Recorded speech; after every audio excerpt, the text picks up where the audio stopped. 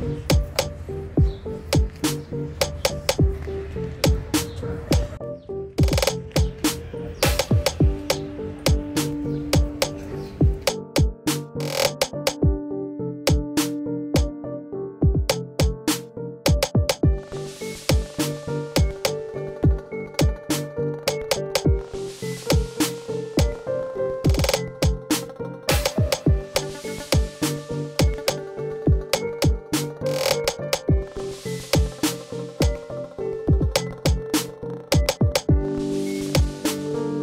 إطار مكافحة جريمة الاتجار بالأشخاص وتهريب المهاجرين عبر إقليم الاختصاص، تمكنت فرقة الشرطة القضائية بأمن دائرة تنس من توقيف